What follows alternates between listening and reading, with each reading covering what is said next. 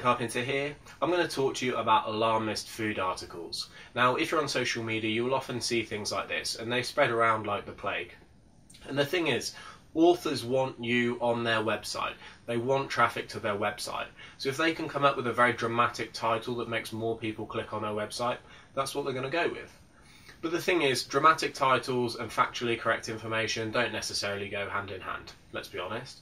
So you will see article titles like 10 foods that you must never ever eat. I'm mostly surprised by number 7, or this food will kill you, or this food's a poison, or why you should never eat this food, and things like that. And here's the thing, if you need to avoid a certain food, then it must be legitimate reasoning against it. You avoiding a certain food for personal preference is fine, but telling someone they cannot consume this can be very dangerous unless you understand why they shouldn't eat a certain food.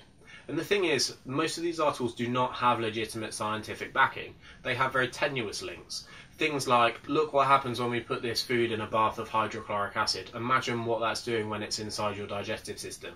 Or look what happens when we boil this drink. Look at the gooey mess that it turns into. Imagine what happens once it's inside your body. But these are very, very poor. These are very, very tenuous links. It doesn't automatically mean something's bad for you.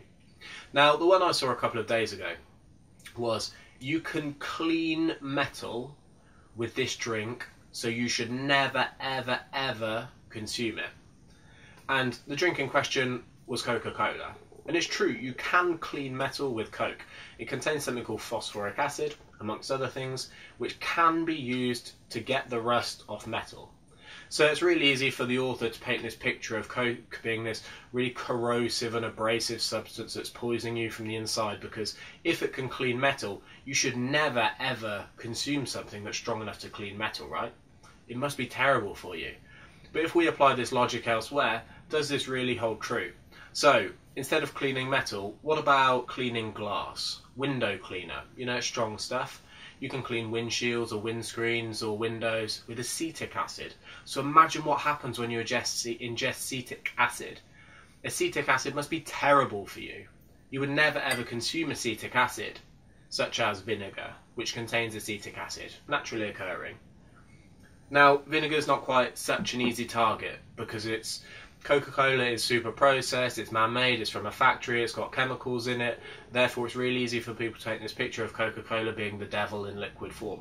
Vinegar's not quite such an easy target, but in theory you can clean glass with it, therefore it must be terrible for you. Now, what if we go even further towards the naturally occurring end of the spectrum? Now, you would never ever consume hob cleaner, right? I mean, you can literally clean hobs with citric acid. So imagine what that's doing to your insides. It must be terrible for your insides. Citric acid, naturally occurring in other things, but in citrus fruits, such as lemons. You can clean hobs with lemon juice.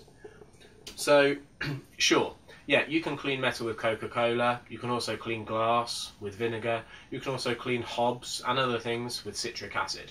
And this is not me being really, really obscure. If you Google cleaning with vinegar or cleaning with lemon juice, you'll find loads and loads of examples that people will use. So this doesn't make sense. Just because you can clean with something does not mean that it's going to poison you or it's going to kill you.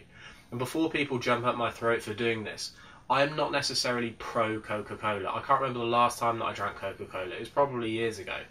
But whilst I'm not pro Coca Cola necessarily, I'm very, very anti-bullshit. So if you tell someone else that Coca-Cola is poison, you need legitimate reasoning to do so. Otherwise, all you're doing is spreading bullshit. And this industry's got way too much bullshit.